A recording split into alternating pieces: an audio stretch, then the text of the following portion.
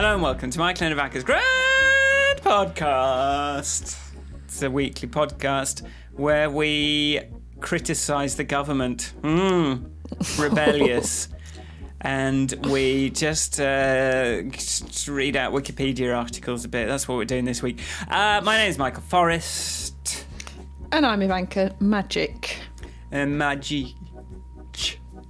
Majic. And this week we're going to talk about Dom Cummings, our new Littlefinger. That's a Game of Thrones reference. Our new power behind the throne. Our new emperor. Our new emperor, our new secret emperor. Our new, I don't know, just the person who's calling all the shots whilst Boris Johnson provides an oafish face. Cummings pulls all the strings and gets to execute his plan for a new type world order. A new world order. Yeah, I've just been skimming the Wikipedia article and we've been looking at bits and pieces that emerge in the press since he's been elected. Slip. There is something about this man who holds so much power that we need to know about, that we need to think about, I think. Just to know what might happen next, I suppose it's good to have a look at what this guy's... what this guy thinks he's going to do. I think it's important to resist the temptation to just put him in a sort of baddie pile. And then, because I'm not sure it's that, as with most things in life, it's not that simple. So and like in a lot of ways, as I said, when you sort of sent, he did this job advert where he is looking for neurodiversity in the civil service. I think that's good. That's a good thing. Sounds good to me. Yeah. And just the fact he's sort of like, I find some of the sort of criticisms and the way he's being talked about in the press a bit like sort of short-sighted of people. So let's see if we can have a little bit more of a nuanced discussion of someone whose ideas are a bit mad.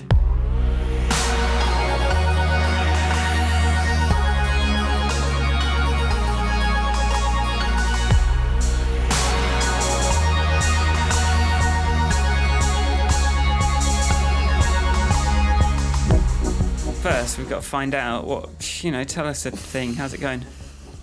It's going well. It's going very well. I think it's going very well. I still don't have any Croatian identification. Oh, what's going on? But I do have the document that proves my Croatian citizenship, which has exactly the same name on it as my British passport. And this is a good start. Though I went yesterday to the police station here, if you want a passport application or an identity card application has to be done at the police station. So I went, and because it's out of season and it's all a bit quiet, they're only open from 10:30 till 2. So I went there yesterday at about 1 because obviously I'm working, so it's a bit of a inconvenience. And then I went there, I got there at 1 and I got the thing because I have to go to the post office to pay in some money to then come back to the police station to get my identity card. And the woman goes, I said, I'll just nip off to the post office then, I'll be back in a minute. She said, yeah, I'm going to lunch now though. Well, this is the police station, so they're open from 10:30 till 2 plus a big lunch break. This is the client-facing sort of like the non-criminal part, the way, right. Because what we don't have in the United Kingdom really is a concept of identification or the need to identify oneself. So that hence all these things like Windrush and voting ID is a bit disingenuous. But anyway, in a country where ID is really important, your ID card costs about £8. And it's valid for multiple years, so it's not so it's something that's relatively it's affordable and a legal requirement. So there's a particular office in the police station where you go, I've moved here, I'm leaving now. You have to sort of record your presence and your address. Anyway, so that office is open only from 10:30 till 2. However, at 1 o'clock the one woman who knows how to do ID cards was going for lunch. Right, yeah. So okay. therefore, she was like, well, why don't you just come back tomorrow? I was like, I'm recording my podcast tomorrow during your opening hours. So I'll see you on Monday. I didn't say about I was recording a podcast. But anyway, so that happened. But, Monday is another day. So we'll try again. And then the other interesting thing that happened, I think, since we last recorded, or may not be of interest, is that I've started making an effort to buy Croatian newspapers because I feel like I'm staying here. I'm here often enough and for long enough that I really should work out what the deal is. So I bought 2 newspapers and they doesn't seem to be the same. Like I read The Guardian, I don't read The Guardian, I read The Times, I read The Telegraph. But I bought a couple of newspapers, and what was interesting in both of them is the tone of some of the news is much more world. So this happened in Poland, this happened in the Ukraine, this happened in South America, this happened. So it's a bit more world focused, I'd say. Obviously, Croatia's a smaller country than the UK, etc. But also there were multiple articles about the the state of the environment. Right. So there was one about a local lake a Croatian lake that's been some buried dirty water has started servicing. The article headline read, "Ecocide in a nature hotspot." And what they were doing about it. So even the fact that the word ecocide was being used in a newspaper, I thought quite interesting. And the way they were reporting about the Australian fires was they've got sort of like, Croatian climate scientist who happens to be in Australia studying the impact of the Australian fires was reporting that the ash from the Australian fires was covering the glaciers in New Zealand and making them darker, and therefore having a negative impact on the absorption of heat, etc. Also, so reflection of light, because that's one of the things they're doing is like they're trying to make the stuff more shiny again, so it reflects the sun again. So covering up glaciers with ash is bad news. It's bad news. So, but it was, and it wasn't all written in some sort of doom and gloomy. It was more, and I read an article, a sort of futurologist-y type article, because I'm not getting carried away and buying a newspaper every day. I'm just buying Saturday's newspapers that are thicker, and so it takes me a little while to get through it. But this futurologist, he started to say, let's start our predictions about the next decade from a position of optimism, he said. And then he talked about the number of dietary changes the world has already made, the awareness of the environmental collapse, catastrophe, whatever, it was just, and it wasn't written in, oh my God, it was more like, this is not good.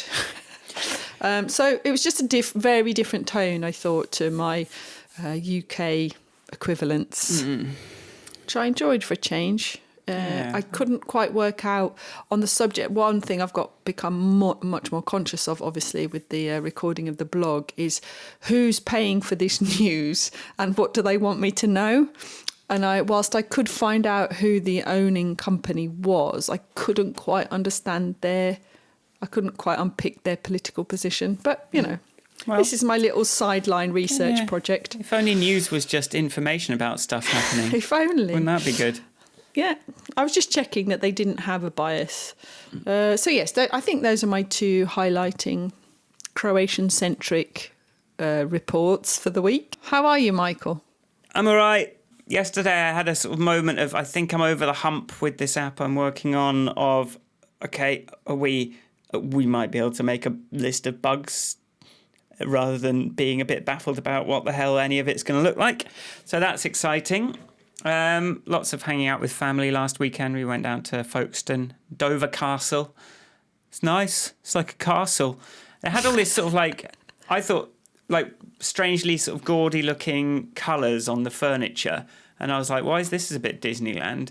And then my dad rightly explained, and obviously if I just read any of the walls, it's like, no, they had these pigments, so they love to show off these bright pigments, the rich people back in the olden days.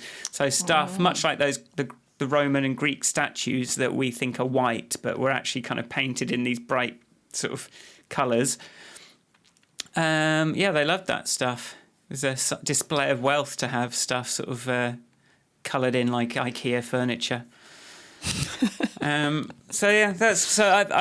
am sort of missing being able to do anything particularly creative, but the clock really is ticking on my flight from contracting, and I really do need to release something soon, which means finishing this one app and also just localizing this other app, so that because I think the secret is sell it all over the world rather than keep making more English apps. That probably is the secret. Mm-hmm.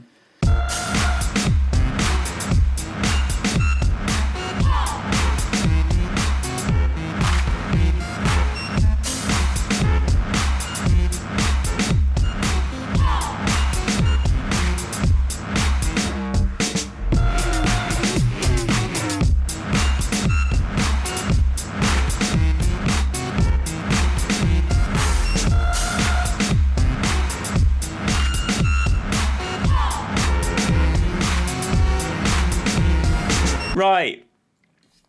This Dom Cummings. Dude. Born on the 25th of November 1971. You're literally reading the Wikipedia page. Oxford University, blah, blah, blah. Seems to have a very low tolerance for idiotic politicians, despite working for some of the best. for like 7 years. Maybe he's likes the money. I don't know. He's a technocrat, right? See, well, a bit. yeah. He's sort of got the. I'm just seeing this quote. He wrote some big article called "Some Thoughts on Educational Political Priorities" about transforming Britain into a meritocratic technopolis, and the essay was described by the Guardian journalist Patrick Winter as either mad, bad, or brilliant, and probably a bit of all three. I get the sense that he's very opinionated. He's got sort of these high-tech ideas, and he's like, well, we should just do this, and sort of which I can identify with. But I think he's also got a little bit of, as you've said, that privilege, doesn't quite know when he might not be right about something. I think that, I mean, there's some of what he's saying, like you mentioned in the intro, about wanting to hire neurodiverse people with neurodiverse, making sure that the thinking is good and blah, blah, blah. I mean, there are some interesting things. He also, I was reading part of his, either about something on his blog, and he was talking about the importance of understanding statistics, of being able to do maths. He talks about the importance of interdisciplinary education. And so, for example, he suggested that anybody who wants to be a president should study ancient history and mathematics combined. I think these are some that I agree. Yeah. I think this idea that you can be a one-dimensional person who is, I think in Britain, in the education system, people specialise far too early. Mm. The idea of you doing 3 A-levels, I mean, I did maths and electronics. I it's like I didn't have to write more than a sentence for 2 years.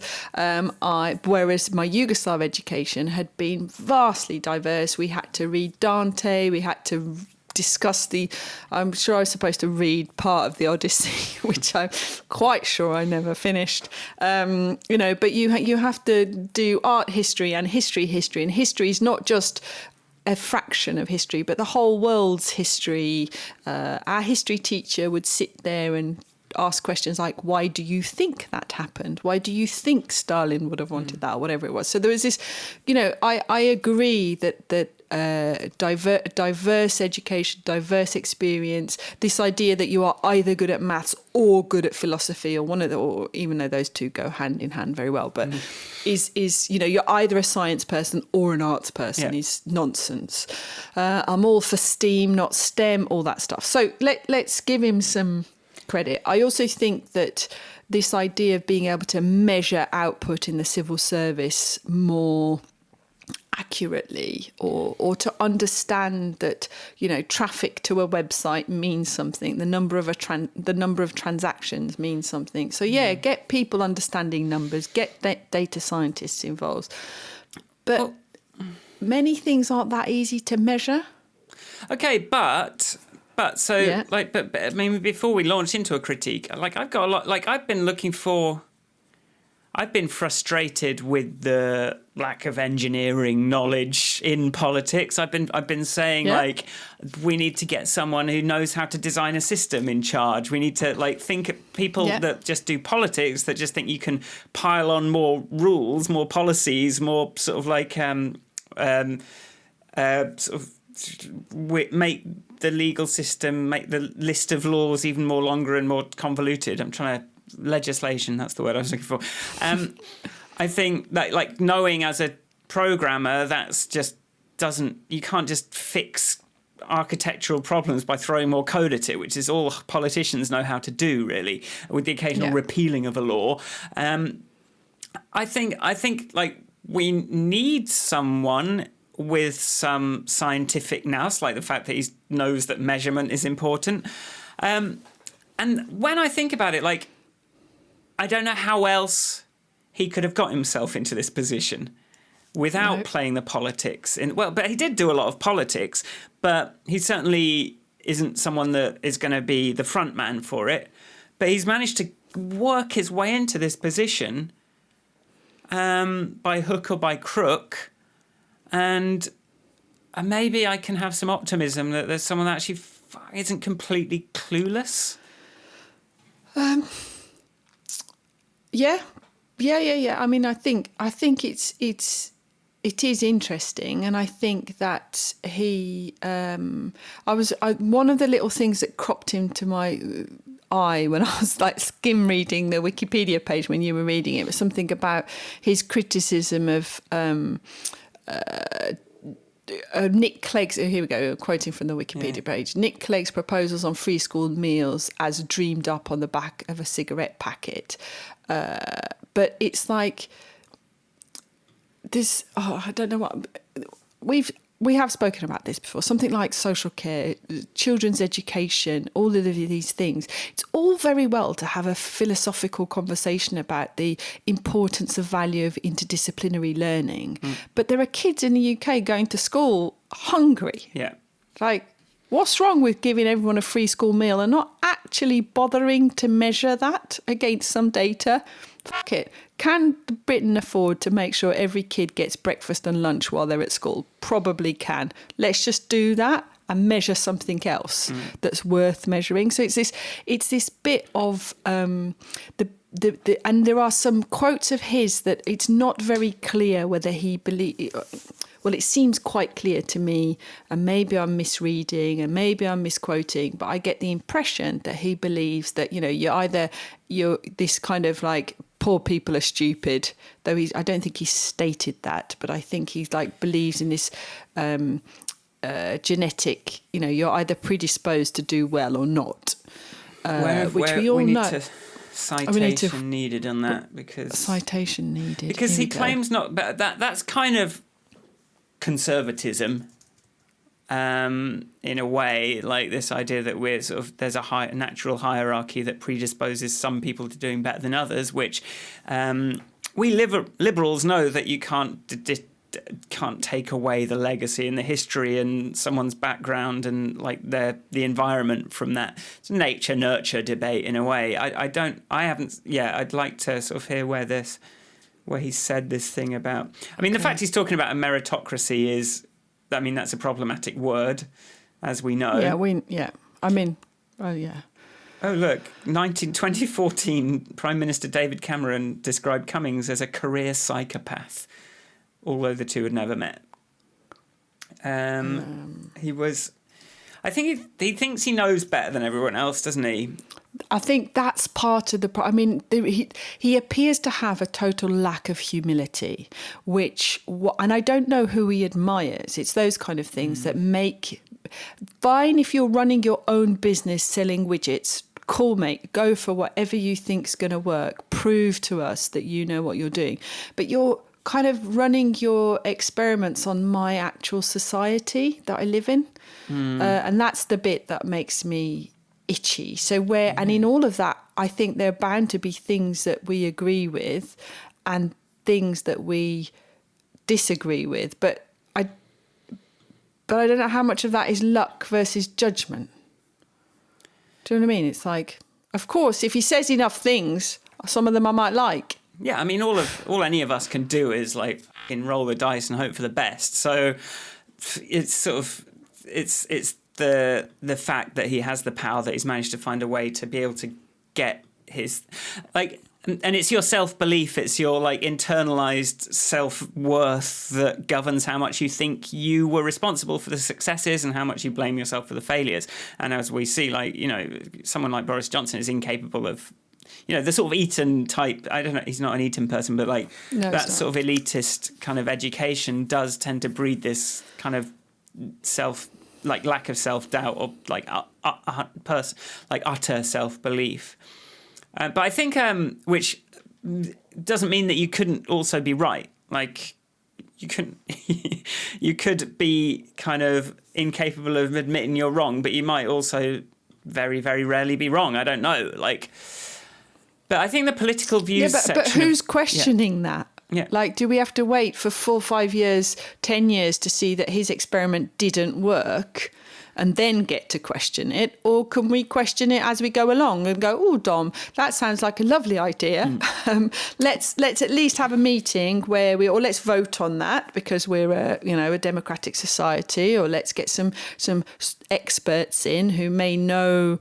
You know, if you know what I mean? It's like... But the fact that he's like starting out by talking about measurements is something that's just a fucking novel idea for government, isn't it? Let's actually make it so that we can, before, 10 years down the line, you've suddenly got this endemic poverty, the whole country, because of things that were done 10 years ago that no one's really looking at, or people have sort of forgotten about.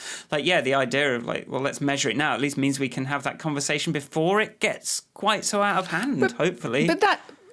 But the idea of measuring in government is not now new. The government has a performance platform that the government digital service introduced, which is each project that was put out under the GovUK GDS guidelines needed to be part of the performance platform, where actual data had to be made available so that you could see if your service was performing.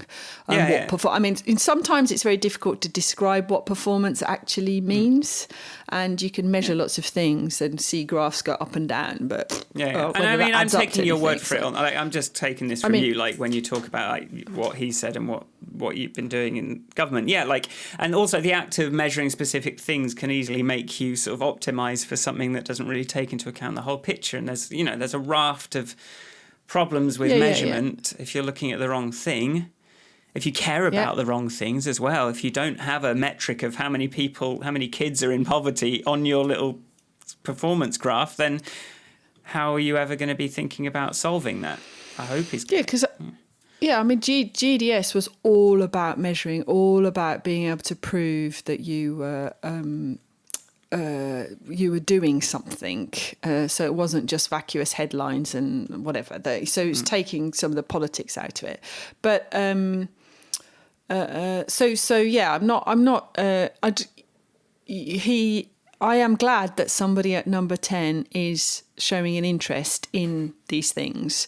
I think particularly that article said something about artificial intelligence and how it should be used, but maybe I can't quote that because I haven't read it in enough detail. But he, I don't know that a country should be run on luck. Well, here's the danger. Like, and I think we should need to go through the political views section of the Wikipedia page, because I think this is really kind of like fertile little few paragraphs. But the fact is, like, if the person who does...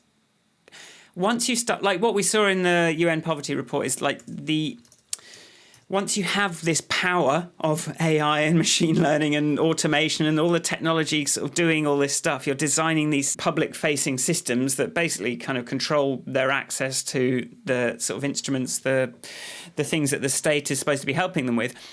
The design of that is very sensitive to the politics of the person behind it. So if someone with so we need to look at the politics, because that is what will influence the design, and then of the systems that he's going to sort of push for, which will then that will then scale drastically and can have very quick, as the UN Poverty Report showed, like these can have very wide-ranging effects at great scale very quickly. And so sort of subtle things in the configuration can like ruin lives if that's not taken into account, which it hasn't been so far. Well, you would know a lot more about this, but the Poverty Report said like the people have been experimented on and they haven't got, they're not going to refund because the system wasn't ready yet because the system was in beta. They're just, their lives are just ruined. Yeah. I think that's the part. It's like the fact that, and that poverty report identifies all these things. Like, yeah, great, you can do your benefit. You can do your benefits application on your mobile phone. Brilliant. But you still got to wait 6 weeks for your money, and you've got nothing in the bank, or you've got no money to get data on your phone, and you go to the library, but your local library is shut. And so there's no it's those kind of like and all that kind of thing. And there's no public like you said over Christmas, public transport is phenomenally expensive in the UK. So it's all these things that it's like, yeah, great. And he does talk about complexity and understanding complexity on his blog, like the importance of being able that, this Odyssean education that he talks about seems to paraphrase, and having read really, that, this idea that you start with a big problem and then break it back down just so that sort of educationally, so that you can understand how interrelated and complex these things are. That's brilliant that he adds that. But does he really care that, one of the participants I interviewed in user research doesn't pay for calls on her mobile phone because if she pays for calls, she can't afford to pay for her sons to go for £2.30 a week to football club, so she'd rather just use text and data. Okay, that's so let's figure out. I'm not sure he cares about. Yeah, let's figure out if we think, based on these political views, if that's the sort of thing he's going to care about.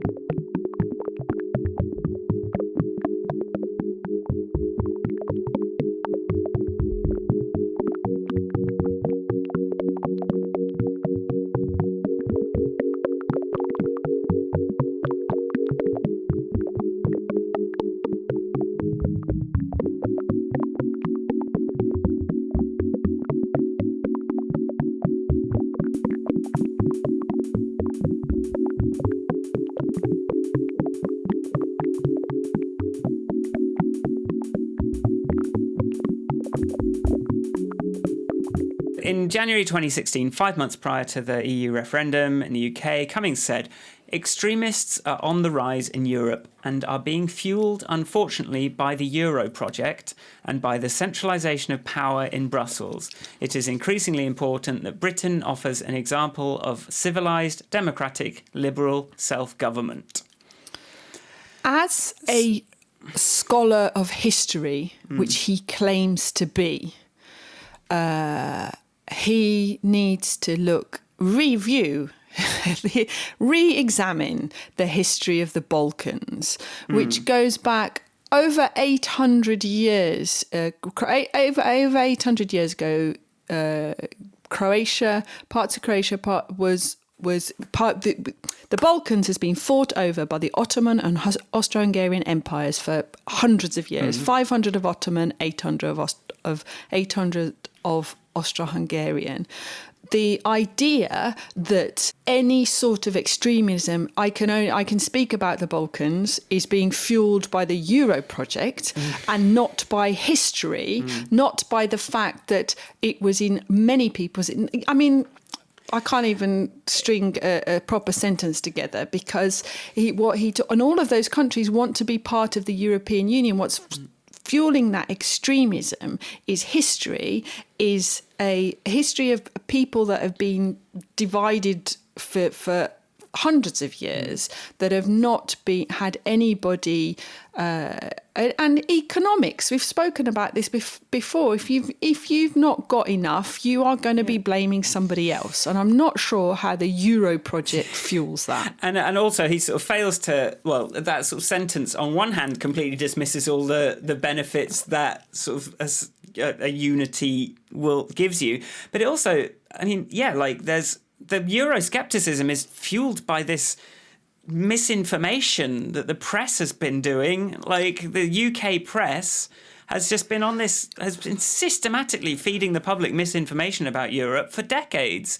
Like, and we know, Boris Johnson loves to do that. I could also make a strong argument on his Euro project criticism that part of the problem, let's say Poland has got a rise in extremism, the Croats, Bosnian Herzegovina, Serbia. A lot of this is fueled currently, I'd say, by the church, who's finally been able to get back in charge after the collapse of the so-called communism.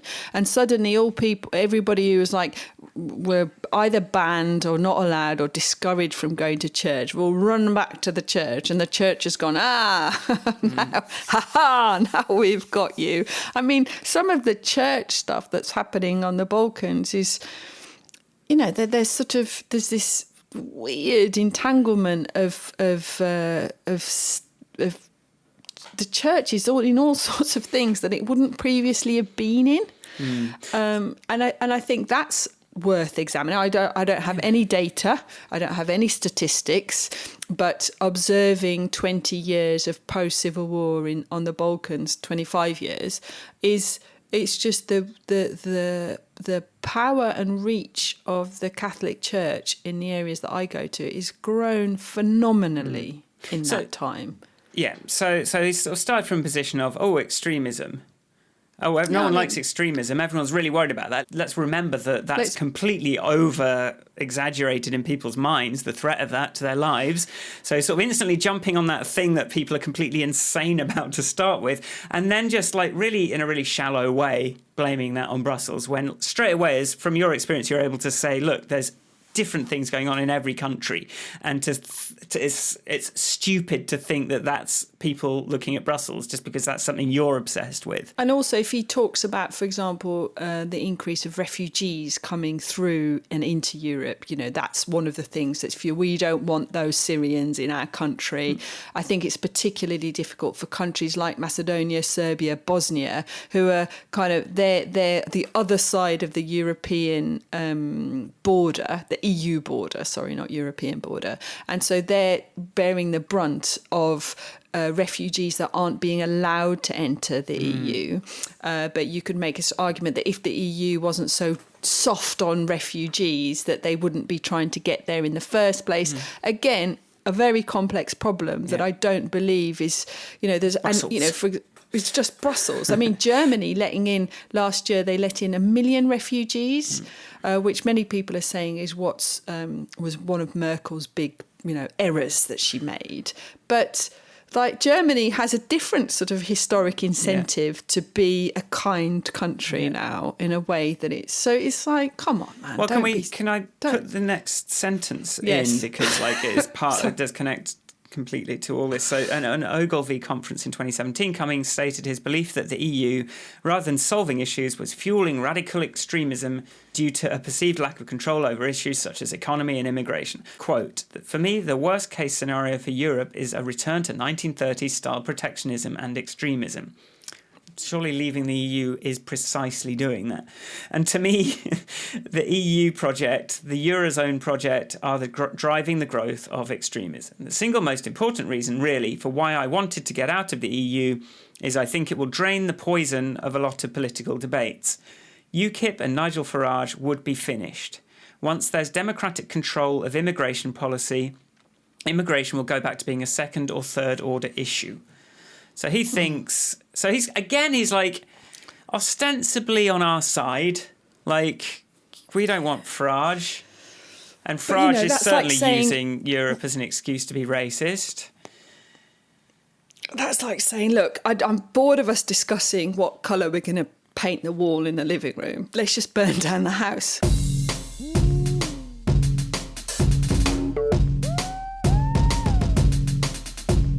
Farage hasn't gone away, has he? He certainly does not seem to have gone away yet.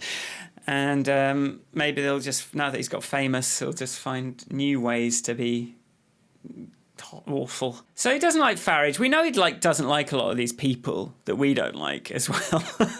He's sort of, it must take a certain, why did he go?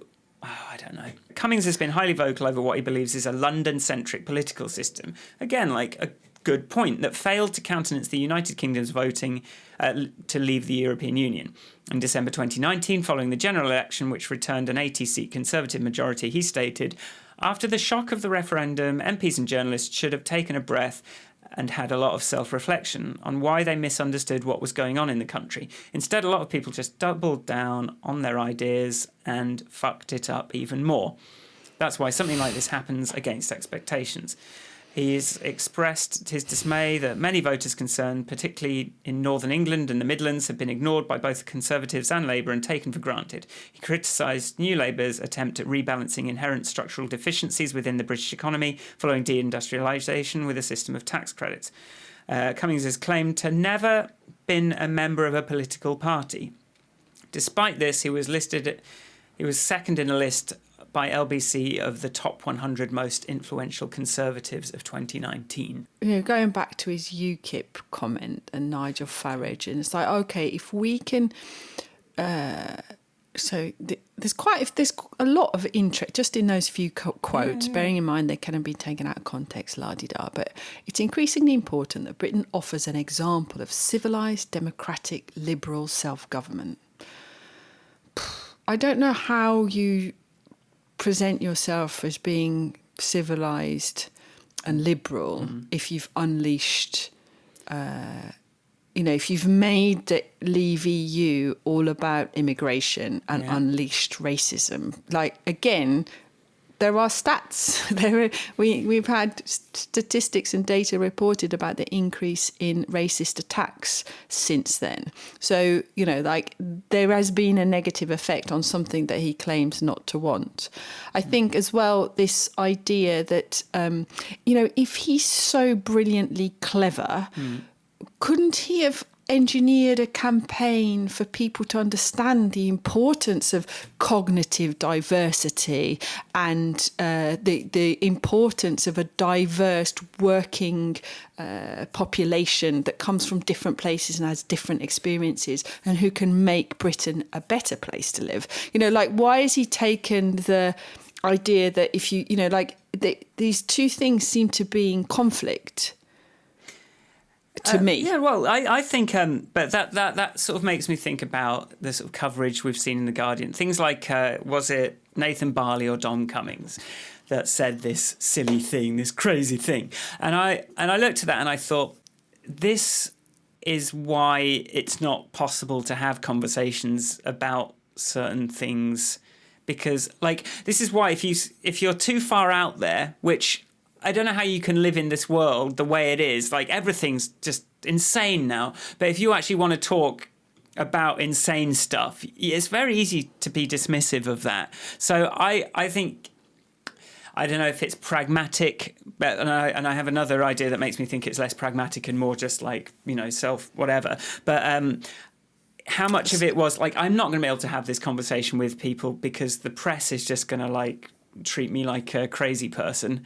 And I'm never going to get across. So I'm just going to play it's extremists, take back control, I'm going to play that game. Even if what he actually wants is a lot more complex than that. Or even the way he wants to do it is a lot more complex. I don't really know what he wants. That's the other side of things. Because I've read this thing about him making, I agree with the... London-centric, the money's in London, there's lots of, all governments after the closure of the coal mines and the steel industry have neglected those communities. So, great that he's thinking about doing something about it. I'm not entirely clear what his desired outcome is, because something like the tax credits criticism, I think you can be very critical of it. You can be critical of it from a point of view people don't understand that it is a benefit. It's government topping up for the fact that the your employers underpay you and they don't pay you enough money to live on. That's what tax credits were that Gordon Brown brought in. But many people's lives were improved by those tax credits. So, he seems to, but I don't know what he's doing. I've never seen him stand up and talk about the importance of paying a living wage. Well, we've never really seen him stand up and talk about very much, have we? There's a couple of quotes from a couple of talks, industry type things. He's not standing on that pedestal. He's not standing on that political platform. He's behind the scenes, and that's why it's kind of hard to know what he's saying. But I would say, in terms of just conservative Labour, it's yes, power has become London-centric. One of the reasons for that is it's really expensive to get around the country because of the privatisation of all the transport infrastructure, and that's very much a conservative crime. You can get across Europe by train, literally from Paris to Croatia for sub €100 to get across England. Jeez. It was 50 quid. I shelled out 90 quid on train tickets just to go to Folkestone, plus a couple of cab rides there. It's not very far. So that's why everyone is desperate to live within that sort of range of the tube, where it's 5 quid or 2 quid or whatever to get anywhere in London, which is hugely populated. So now at least you've got access to many, many, many, many more things which you just can't do. And so instead of an affordable transport infrastructure, we've got in Nottingham. It's so insidious because it sort of feels like this really kind of posh version. It's like a really nice bus, and it's got little USB charging ports, and it's got, but it's 5 quid for a ticket for a return. Yeah. Are you nuts? Was it £6? Did I take no, that? £7. £7 for a bus ticket into town and out. So what is anyone supposed to do? And that was highlighted by the EU, and it's a conservative thing. It's we're gonna let the market, we're gonna neoliberalism, we're gonna Thatcherism, extrapolated, and it's painful because it sort of feels like you're on a nice bus now. But that's because no one that needs the bus can get on the bus anymore, which is an absolute crime. What else are they going to do if they can't get the bus and they haven't got a car? And the trains cost 15 quid to get into town. That is not politically neutral, and it's certainly not Labour's fault that it's centralised in London. And then the other thought I had was okay, if Cummings claims to have never been a member of a political party, I wonder if he ever approached the Labour Party with his plans and ideas, and if so, I'm pretty sure there's some conservative aspects to his thinking that would have made them go, "What? No." I don't know. I'm imagining a thing there. You seem to be quite compatible with conservative values. I mean, never being a member of a political party could simply be a useful tool, knowing that he wanted to be part of the civil service and a high-level civil servant. Because after a certain career point in the civil service, you have to be politically neutral because you have to serve whatever minister is responsible for your department. But I think, frankly, even with having your own ideals, you can still do your job. Personally, I think it's not that. But anyway, that's a different debate. But yes, I think it may have just been a part of his plan. Better not join a party, because then when I want to be head of strategy, I'll be I don't know. I don't think. I mean, this is the thing. He's certainly not.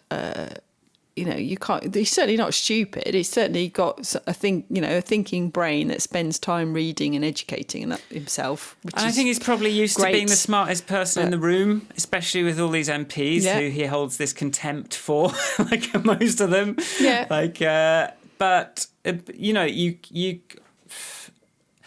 but there's something disingenuous about citing extremism being caused by, blaming extremism, which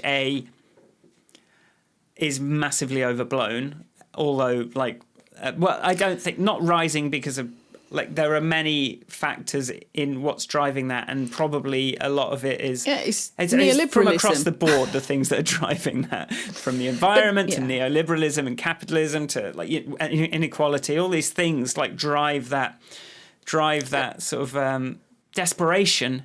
Which is where sort of a lot of, the EU, there can be criticism of the EU in terms of it being a neoliberal construct or sort of supports neoliberalism with the free movement of goods and services, and the free movement that's all about the market and about trading. Fine, but don't burn the house down, for God's sake. Yeah.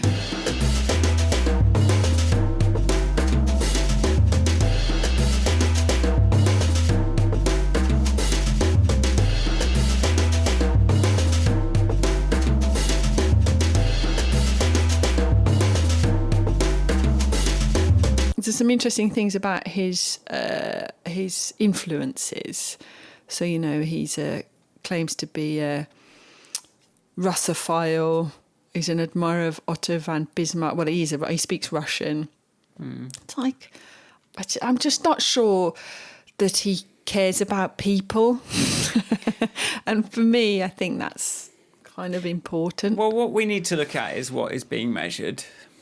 Like, that's what we can do if we want to think. But the thing is, like, basically, he's got it, he's done it, he's got himself into that position, and we can, like, for me, I'm like, okay, well, I guess I just have to accept that and like tie it into the things that I was worried about, like long before Brexit, like just the fact that the way government was run seemed to be completely kind of chaotic, and like I mean inefficiency is one thing, but like that's something I've certainly developed my understanding of the importance of inefficiency in the meantime. But like having a scientist type in like behind the throne, I think there's got to be some benefits to that. So let's see how it goes, and hopefully we'll be able to keep an eye on him as he does it, as he goes about it.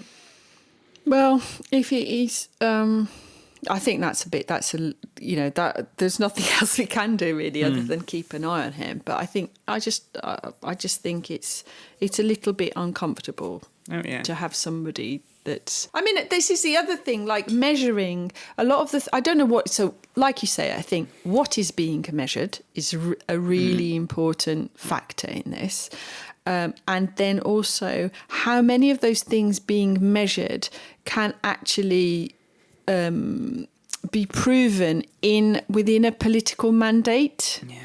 Because which I think is also interesting, because politicians,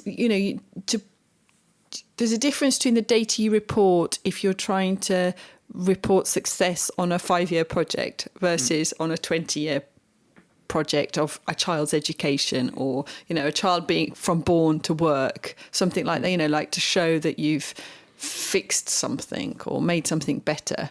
But I don't know. I think I just to cap it off, like we wouldn't be so worried about this if someone else was the prime minister, would we? It's like, it's not Dom Cummings, it's Boris Johnson. Will do whatever he doesn't really care. He's just like a sort of cartoon character.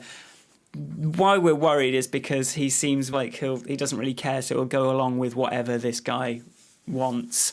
It seems like Dom thinks he can seems to be able to persuade Boris to do whatever he wants, and has certainly demonstrated that he can get him into that position. Do you know, I need to read this book, like Boris's Churchill biography. I reckon Boris Johnson has got a vision board somewhere that he made when he was a child, which says that he wants to be seen the way Winston Churchill is seen. And can you imagine the balls on someone to essentially write a popular biography of the person that you want people to see you as, so that you can sort of retroactively make them seem more like you? I mean, it's a mad. It's just the balls on this guy.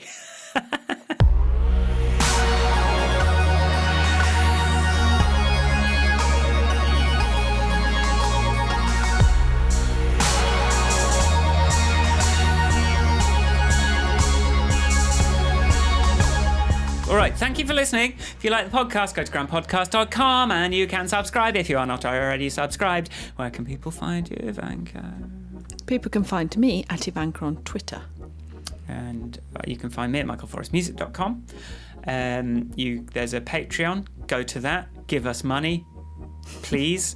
There's a lot of help support some of our billable hours if you can afford to chuck a bit of cash our way. That would be great. What else? What else? If you could go and do some ratings and reviews and that sort of thing, the thing that makes the algorithms share our podcast with other people. Tell your friends, subscribe them yourself, send them links, that kind of thing. We don't have to just be, we're not really interested in only being heard by people who agree with us. You know, we want a bit of I'm happy to be educated. Yes. As long as it's done very nicely and respectfully. Well, yeah, and I literally sat, like, someone sort of went, that thing in Dover, Folkestone, like, when I was there, I was sort of teasing someone about being racist, and someone came along and sort of, like, wanted to get involved in the conversation, wanted to talk about reverse racism, wanted to talk about the things. I don't know if he's listening, but I literally said, look, I'm sick of only talking to people that I already agree with. And Sharon was like saying, I'm so anxious about that. And my sister as well. She and my sister were sat there going, I'm so anxious. Oh my God. I was just like, no, I'm going to go and I'm going to sit with, I'm going to talk to a stranger about stuff that makes us both feel really strongly, and just hopefully find a way to talk to people that don't already agree with me, or don't mostly agree with me, or don't, I don't know, whatever it is. 'Cause this is the next step, really, because there's no point just agreeing with each other all the time, is there? No. Limiting ourselves to our bubbles. Okay, thanks for listening. See you next time. Thank you. Bye. Bye. Bye. Bye. Bye. Bye.